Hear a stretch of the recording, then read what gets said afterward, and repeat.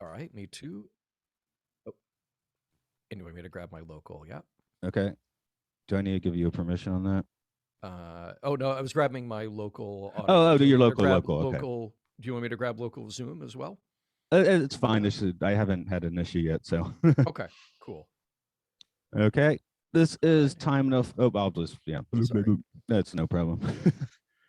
This is Time Enough podcast where we look into the twilight zone and beyond. This is Matt here. With me today is John Champion from the Mission Log podcast. Hi, John. How are you? And hey, I'm glad that you took a gig that I had thought about for a long time and never did anything with. And, Yeah, you know, this is the perfect. well, I have already enticing me on my shelf over there. The starting to do this, I had to do more research. I got, Night Gallery, Tales from Dark Side, and Ray Bradbury Theater. I'm like, oh, I got to get the, Oh, got to get through this first though. So yeah, so which good. it's Yeah, still fun. yeah. Today's episode, I think, was actually pretty new to me. Like I had not Mm. seen the 16 millimeter Shrine before. I mean, I might have been like 4 years old and saw it in UHF or something, but it's not one that I'd actually come across. So Oh, um, good, good. And I hadn't, I knew the story, but I hadn't watched it with intent in a long time. And this is one of the things that when you told me about this show, and you did a terrible thing, which is you told me to pick an episode or two, and I just started looking at the list, and I was like, damn it, they're all good, and I want to watch all of them. So I just went through and started watching every show. Um, but this one I specifically wanted to do for a number of reasons, which we'll get into. radio. But excuse me. So I am doing a bit of your gig here, as I said, and doing some trivia because the we got the changing cast and crew every week. In this Yeah. one, we have Ida Lupino. She acted plenty with appearances in The Adventures of Sherlock Holmes, High Sierra, and The Sea Wolf, supplying a fine resume. Perhaps more importantly, she was a prominent female director in the male-dominated studio system. She directed The Hitchhiker, which was the first film noir directed by a woman, as well as Outrage, a film that tackled the subject of rape in 1950. This is her only on screen appearance in The Twilight Zone, but she will return to direct The Masks. If you look up a TV character actor in the dictionary, you'll likely find a photo of Martin Balsam. He appeared in the shows from Father Knows Best to The Man from U.N.C.L.E. and returns to a Twilight Zone for the new exhibit. You may also remember him from the Protozone Desilu Westington Playhouse, The Time Element. This episode has at least a few shades of Sunset Boulevard, and the deepest cut may be the music of Franz Waxman. He scored that iconic film, and it's his music being used here. Mitchell Lyson directed this episode. He helmed quite a few screwball comedies back in the day, with Death Takes a Holiday sticking out as a standout. But not a standout like I love it, a standout as in like I would see it on every supermarket shelf, and in the '90s as one of those like $5 VHSs. Right. Yeah. Hey, Yeah, don't forget Martin Balsam. He was the first Dr. Rudy Wells on $6 Million Man for their pilot. Might have been their second pilot, but I think it was the first pilot film. yeah. Well, as you know, sometimes there's which ones do I choose exactly here? So, Yeah, yeah, yeah. And there's so many Rudy Wells to choose from too. yeah, Yeah. that was the real android of the show, I suppose. Is android the right term? That's neither here nor there. So, Cyborg. Cyborg. yes, there we Yeah, go. there you Thank you. So John, you could do this in any way you feel fit. I've had, Serling impressions all the way to Southern Madman. So I would like for you to do your read of the prologue of this episode. All right, here we go. Picture of a woman looking at a picture. Movie grade of another time, once brilliant star in a firmament that no longer is part of the sky, eclipsed by the movement of earth and time. Barbara Jean. Oh, damn it. I was doing so well. Barbara Jean Trenton, whose world is a projection room, whose dreams are made out of celluloid. Barbara Jean Trenton, struck down by hit and run years and lying on the unhappy pavement, trying desperately to get the license number of fleeting fame. All right. So yeah, this is I guess I'll start by saying I just by chance, and actually the chance was I was on the train like choosing a book and I was thinking of reading something metaphysical, and the Hmm. train bumped and it hit on a book. So I was like, I'll just read that. Fate just decided. And I just finished. Are you familiar? This is Gary Christ's book, The Mirage Factory. I do not know that book. No. Quite interesting. It's about the like the boom of Los Angeles, focusing on William Mulholland, all the way up to the dam break disaster. Follows D.W. Griffith basically starting Hollywood and not being able, make a movie later on, and Hmm. Amy Semple McPherson, who was the Oh, wow. revivalist who had a Yeah. strange disappearance. So, coming in and then watching this, I was like, wow, the 30s is always like, I just was living the teens, reading the book. So the 30s is already late in the game with those talkies. Yeah, yeah, exactly. Wow. By the way, somebody needs to make a movie. I think there is a movie about Amy Semple McPherson, but I think that needs to be a new take on that because that's a fascinating story on its own. But anyway, I Well, yeah, digress. I haven't spent much time in California, so that was like completely new story to me. I'd heard a little bit of the Yeah. Mulholland story, heard a lot of the Griffith story. I've even watched those 3 hour films before. So, Oh, very cool. but Nice. yeah, this one we have Barbara Jean Trenton, another of those three named people, Hmm. um, who's just living in her darkened room now watching movies, which I don't know, it doesn't seem like the worst fate ever.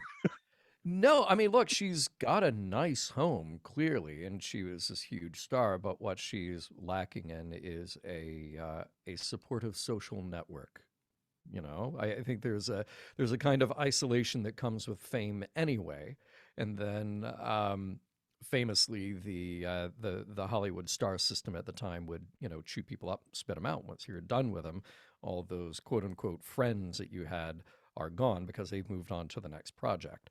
So she's making do the best she can, which is in this beautiful old home and hanging out watching classic movies that she happened to be the star of or co-star.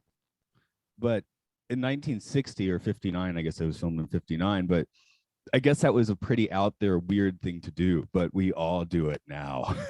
No. We do. I mean, I don't even know if it was that weird of a thing then. I mean, it's debatable, Obviously, a life well lived is hopefully one that has friends and family and others to rely on and a sense of the people around you.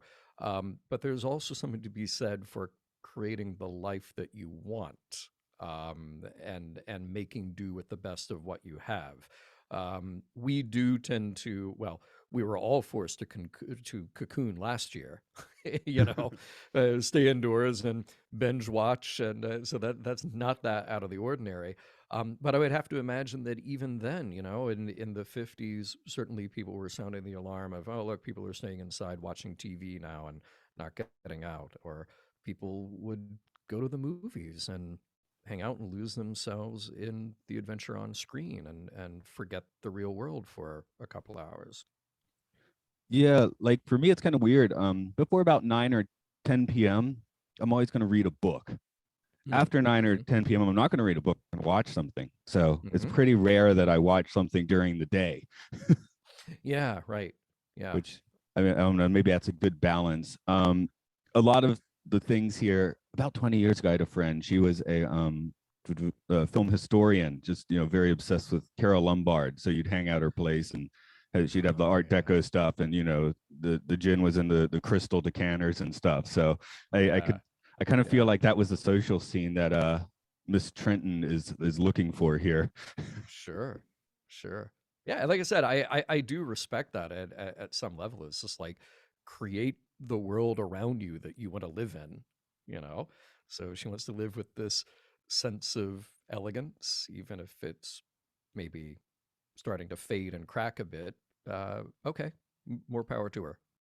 And she's got sort of that third, well, as she should, has sort of that 30s cosmopolitan accent where it's like a Atlantic coaster, like vaguely trying to do a British accent thing. Yes, the Mid Atlantic, which I think they even called it out in the series that was on Netflix, Hollywood, where they showed a group of young actor hopefuls taking classes at the studio.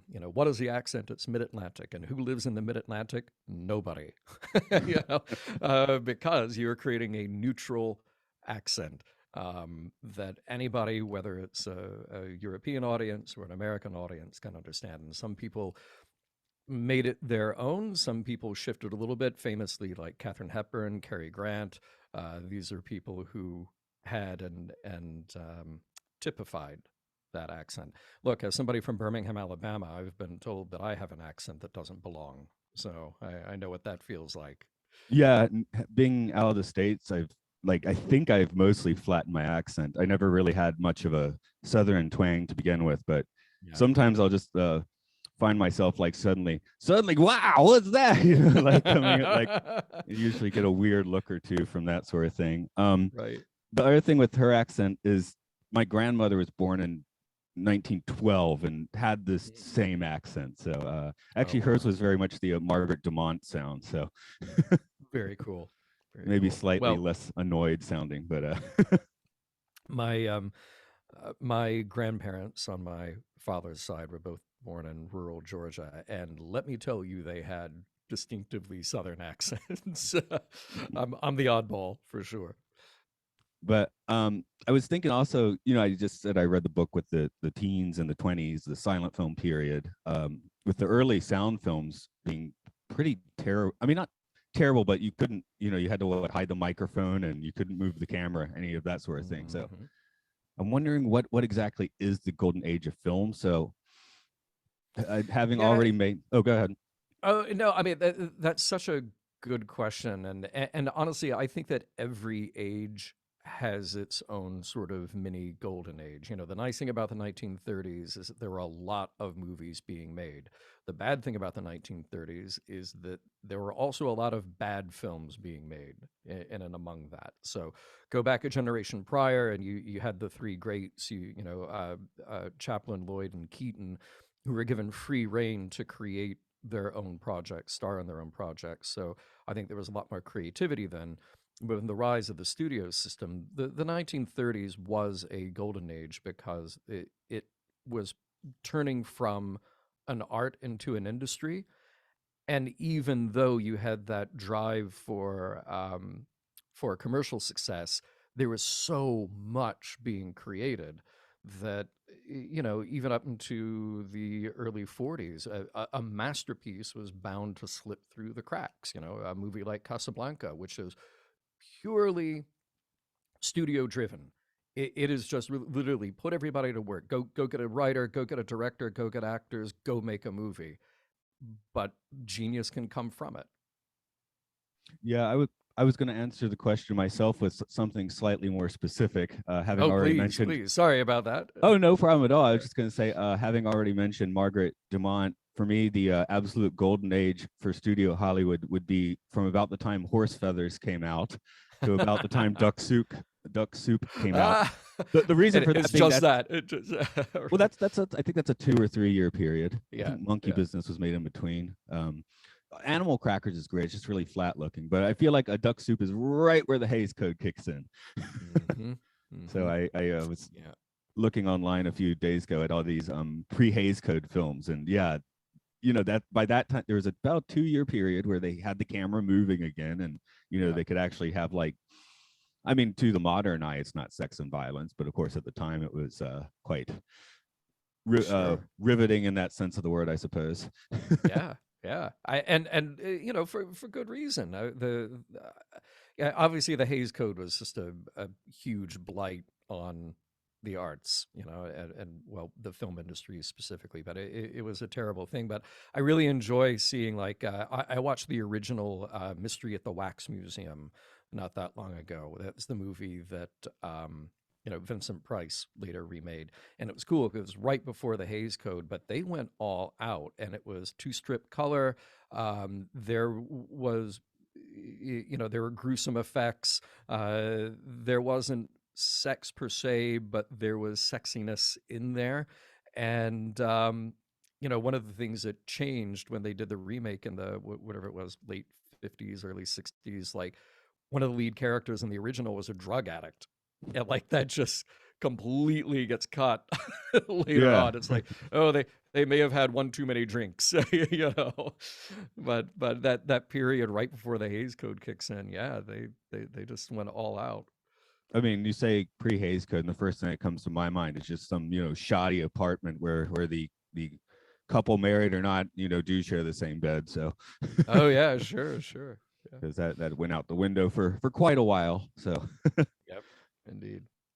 I was thinking of the closest I come to living in my own 60 millimeter shrine. And I guess it would be those late night trials through the old photo files on my computer. I do have the good or bad thing that being very far from my parents' house, I can't see many old photos. I can go back to Mm. about 2004, and before that, anything's real spotty. So, Yeah. which has let my memory become an interesting thing, I suppose. But Yeah, so I sort of have found that in the last few years I take a lot of pictures, but I don't actually review them that much. And my I think my digital photo library probably goes back 20 years. Um, but my or more than that even, yeah, because I had a digital camera pretty early on, like when they first came out. Um, but physical photos are still back in my parents' house. But that digital file, I rarely ever actually review. I rarely actually go back and maybe with some intention, like, oh, I need to find a picture of so and so, so I'll grab it. But yeah, I don't really escape that way. Yeah. yeah, I haven't been shooting many photos recently. I actually, it might be my creative energies are on podcasting, and I forgot about photos. But since I was posting them for my family and things on Facebook, I have the benefit that my files are labeled, so it's like, here is the trip to blah blah blah. So that Yeah, helps a lot. It's not just at random. I mean, there is a yeah. little bit of that, but when the one that says astral photography, I'm not quite sure what's in there. So it just turned out to be, art photos, right? But Yes, yeah. There you go. I don't know. I guess if you're taking a trip through your past, what is your mo for that? Man, that's really tough because I think a little bit about it's funny, it came up in the Mission Log Discord not that long ago, the HBO show Dream On, and I think my brain sort of works like Martin Tupper in that show, where something happens now, but it connects to either something from the past or worse, a pop culture moment from the past that didn't actually involve me. you know so that's a weird thing where our brains work that way, and you sort of start to merge what was real life and what was just something you saw or read or experienced, second or third hand. Um, so to find that escape, it's a double-edged sword that things happen like on Facebook you get that pop-up that says like, here's what you were doing 10 years ago, and I honestly don't want to see that most of the time. Like it sort of takes you out of your life for a moment, and I didn't ask for that particular memory. That's kind That of weird with your what phone coming and saying like you have a new memory. I'm like, what does that even mean? Right. Yeah, yeah. How dare you tell me that I have a new memory, Although the phone itself is better at it than Facebook is. Maybe it's just because I have fewer photos in the phone at any given moment, so there's less to draw from. you know. That could be it. Yeah, but it's like I don't want to know that was 10 years ago. That feels like last month. Yeah, yeah, yeah. But I think I tend to work with such free association that it's really strange. I'll find myself just in a conversation that this happened over Thanksgiving. I was at dinner with some friends, and some people who I didn't know were at the table, and just the free association of we went from politics to then I was describing something that reminded me of being at a city concert in Birmingham again like 20 years ago or something, and just and having a very visceral feel of like that's what it looked like, that's what it sounded like, that's what I ate, because I have very strong food memories. Anybody who listens to Mission Log knows that. But those are the kinds of things that take me back. I can taste something or smell something or get a hint of that, and then immediately think back to that location and the people who were there and what the feelings were like around that. Yeah, I think they say scent is like the sense most tied to memory. Mm-hmm. Yeah, Although yeah, I haven't 100%. I've been told that though I haven't. Yeah. Well, for me it is, and what's really, I mean, it's kind of cool when you smell something that you can definitely associate, and you go like, I walk into my favorite restaurant, I know what it smells like on the outside because all the smoke and stuff is venting from it, and I know like, okay, that's what this place smells like. Therefore, memories, times with friends, meals that I've had are all associated with that. What's really frustrating is when you smell something that is a very strong sense memory, but you can't place the memory. Yeah. You smell it and you go, ooh, that's powerful, that's profound, that reminds me of something, and then I will spend all night trying to remember what it was. I've got my annoyance is I get off at one of the train stations I get off at night is like right next to a Korean barbecue place, but I'm always going home, so I Ooh, rarely get to eat the Korean barbecue. oof, yeah, that's rough. That's rough. I want to hit a couple other moments in the episode, I guess, that, well, with the twist at the end, I guess we should wait to get to, but her actually meeting her Sure. part of her old social circle is a pretty notable scene Yeah, as he's yeah. aged 30 years. And I don't know, she's slamming martinis and watching movies. He's in what? He's in charge of supermarkets in Illinois. That He, that sounds yeah, like a he loss owns to me. owns a string of grocery stores and in the Midwest. Yeah, which and honestly, he's a very dapper and sophisticated man, and he's aged well in that 30 years, and quite frankly, so has she. Ida Lupino in 1959 was beautiful, um, and she was about 50, a little over 50 when they made this episode, which I think in 2021 doesn't sound old, but then we're painting with a broad metaphoric brush here. Um, and we're also talking about a very dated studio system that, like I said, would chew people up and spit them out as soon as the system was done with them. So you could be all but retired at 30, you know. Yeah. Um, but yeah, her old co-star coming in for a visit. It's a very sweet scene. Like he has this Jerry is the character, Jerry Herndon.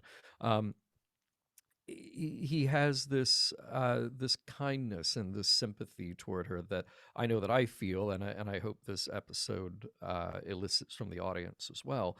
But he's really trying hard and just saying like, yeah, those were good times, but that was more than 20 years ago, 30 years ago. Yeah, I mean, in a way, she is kind of, well, in the Buddhist sense of the word, she's very much creating her own suffering. I mean, she's even being yeah. offered jobs, which she's having a screaming fit about. Yeah, yeah, and again, I don't. I'm sure that that has happened before. I'm sure it happens now, but I think it probably happens less often because I can tell you, actors want to act.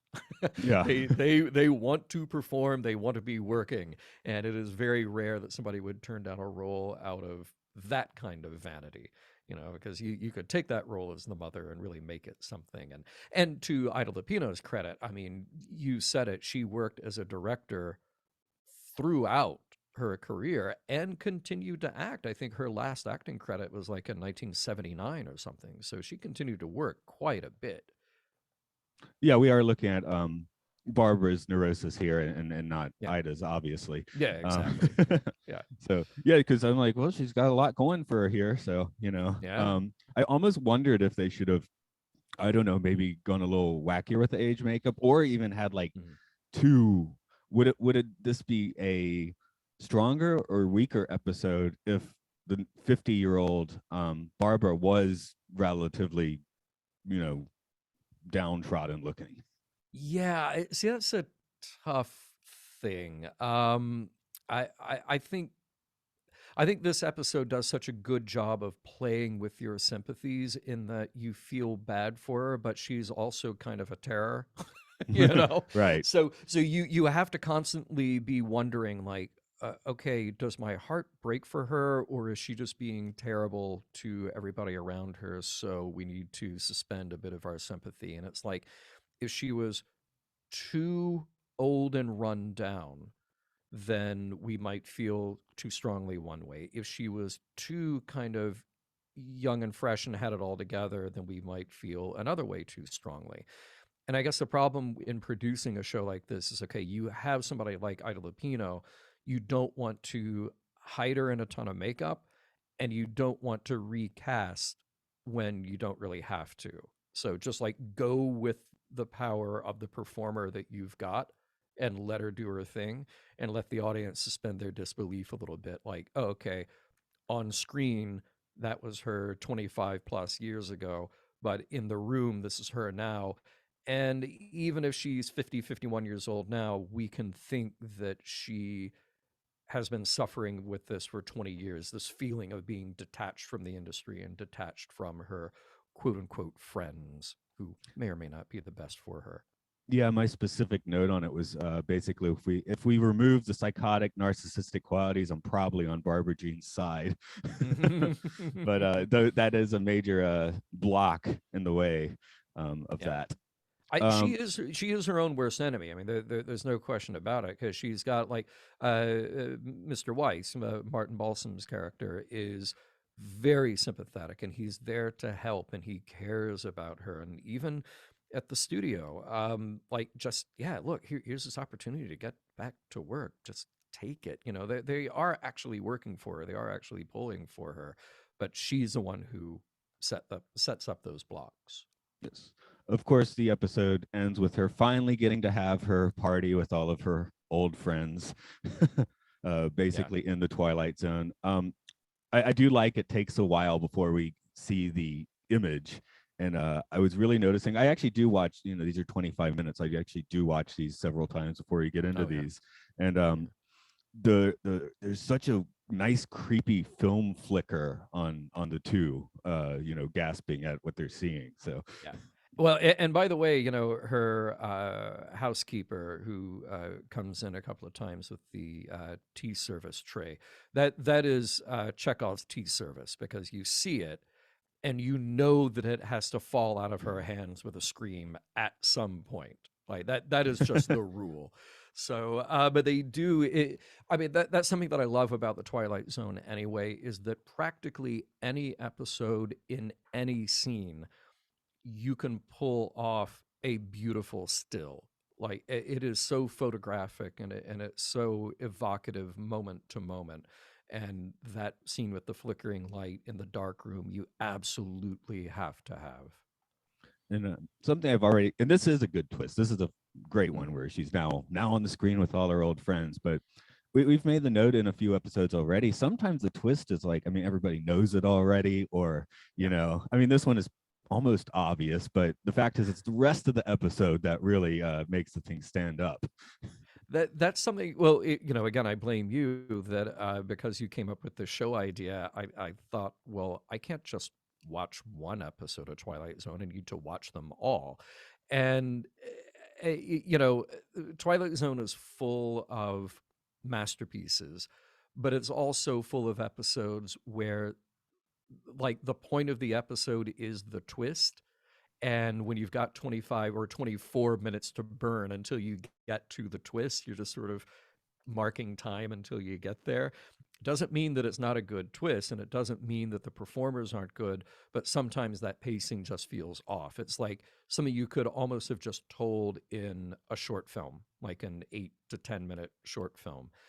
And in this, I think partly what makes this episode so powerful is that you can see the twist coming, but we have built up so much of Barbara in our heads, like what her story is, what her state of mind is, where the doors have been shut around her, whether it's by her doing or somebody else is doing, um, that it has sufficiently built up our understanding and our sympathy for her that when we do get to that twist, to me, it doesn't feel like this fatalistic twist that I think the Twilight Zone unfairly gets saddled with a lot. The more I watch of the Twilight Zone, like, unfortunately, the series name has become this shorthand for something creepy, something dark and fatalistic. And there are those things in the Twilight Zone often, but there are often moments where, I feel in an episode like this, it's sort of treating her psyche very gently. and just saying like she may be broken. This may be sort of the world that she has conjured up in her head, but we're just going to let her have this one. We're going to let her go. It's all right because this is where she wants to be and she'll be okay there. Okay, that actually segues to the questions that I say I like to Oh, right ask. on. Cool. Hey, When I you're start, welcome. when I started, I was like, are these questions too obvious? But the Mm, more I ask them, the more I'm like, oh, actually, there are interesting answers, especially because I think it's obvious, and then someone else has a very different take. So, the first one is who exactly went into or through the Twilight Zone in this episode? ooh. Okay, that is very interesting because I think you could look at it and say the people who have the profound kind of like their world shaken would be the two people who work for uh, Martin Balsam, Mr. Weiss, and then Sally, her assistant, or her housekeeper. Like those are the people whose reality is changed. you know, Yeah, they that's what I they thought. yeah they have witnessed the existence now of the Twilight Zone. For Barbara, this is just the next phase of her life, and it doesn't seem to have like messed with her at all. She gets the benefit of this. Because yeah, those the housekeeper and the agent. I mean, they're gonna have to deal with like some kind of Hollywood Babylon situation now, Right. because Yeah, the yeah, starlet yeah, has just vanished, and they're the yeah. only people that have been in the house. Well, we can't produce a body, but yeah. The second question being, do they deserve their trip into the Twilight Zone? Ooh, okay. That's tough. I think Sally is not well developed enough to really make a call. Sally, just from the beginning, is kind of creeped out by Barbara. Yeah, she's kind of a caricature, just kind of walking through the episode mostly, and Yeah, an yeah, but NPC. oh, right. Yeah, exactly, exactly. She's literally there to drop the tea service and scream. Like that is her job. But Mr. Weiss is a little bit different because he does care so much, and he's trying to make good decisions all along, to Barbara's benefit. Um, so deserve almost makes it sound like a punishment. I think his resignation at the end, he's almost pleased and relieved. You know, I think it's okay for him. So deserve it, sure, because what he got is okay. It's Yeah, weird. It's weird. It changes his reality, but it's okay. and we you mentioned Barbara. She's fine. It's the next phase of her life. But Hmm. what happens when they turn the projector off? Oh, well, yeah, I kind of wondered about that as well. And there is that metaphoric sense that for every great movie star who has been immortalized in film, they live again every time we roll that film. And preserved in that place in their life. So, in the metaphoric sense, what Barbara goes through is what every movie star goes through because they may get old and die, but the film preserves them at their best and doing their thing, entertaining millions of people. Um, so, in a sense, even if that projector is stopped, it's sort of like everything freezes, but then the next person to come along and play it, they the person who's watching gets to live that experience, gets to have the emotional impact of that experience. And whether or not Barbara, quote unquote, lives, whether she's actually alive in the process is almost besides the point, you Yeah. know? Although, is anyone going to play this one of a kind film again in the haunted house? You know. Well, here's what'll happen. 30 years later, it'll get picked up by UCLA and it'll get restored and preserved. And then, for years to come, classes will watch it and wonder, what is this? How did how did this person end up? What wasn't her last movie in 1935? How, why does this exist? So it exists in some way, even if the context is different. And if every time it gets played back, it is her living out that fantasy of being with her friends and having this party in the garden, great, wonderful. Let her have it. Yes. The last question, I used to write psychedelic record reviews, and I give it quality rating, but I'd also give it a tripometer rating. So I like to rate these on the tripometer from a 0 to 5. Decimals are fine. Um, so where would you put this episode on the tripometer? Ooh, I'm gonna give this one a. I'm gonna give this one a 4.5. Because I feel like it's one of those that is, it's trippy and weird, but in the end, you just feel like, at least I do, like it's all good. They're gonna be fine. She's gonna be all right. She gets to live the life that she wants to live and do it in a glamorous, elegant way, surrounded by glamorous, elegant people. And you're just leaving it for Martin Balsam to pick up the pieces, you know. Um, I guess for me, I'm going to have to put a solid 4. Um, okay, but mostly for the same reasons. I really wanted to put the decimal point of 0.16 on it, of course, but yeah, 3.16 is too low, and I yeah, didn't yeah. I didn't feel that I could go higher than 4, so I'll just go with the actual 4 for this one. That's fair. I think I'm looking at ranking it high because I'm really just looking at where do we end up. If I'm looking at it as a production, I think, I would deduct points for the idea that, like we were talking about, the twist is the twist, and like that is the point of the episode. But I think they did such an effective job of making us care that, I'll give them the benefit of the doubt, give them that higher ranking. Yeah, as I mentioned before, the real genius of the show is actually the first 22 minutes. Yeah, Um, yeah, right, right. I've been going through some other anthology shows, and I mentioned before we started recording, I had been watching some of the Ray Bradbury Theater, which is really fun to watch. But Yeah. I do find that most of the episodes, at least the ones I've seen thus far, seem to come from the Michael Scott School of Improv, which is just, I've got a gun, you know. Right, right. So it might be a metaphorical gun, but yeah, I've just I mean, it's fun. Those are well made too, but Yeah. well, not like these, but I guess pulling this one into the pulling the cart into the horse, that doesn't make sense. Okay. Anyway, tell us about your podcast. I'd be happy to. Yeah, you can find me at podcast.roddenberry.com. Over there, I am co host and co producer of Mission Log Live, and I produce the Trek Files and Sci Fi 5. And there's just so many good shows over there. We recently launched The Orville and Star Trek Prodigy as their own shows. So if you're into Star Trek or just sci fi in general, there's something to find that everybody will enjoy. So podcast.roddenberry.com.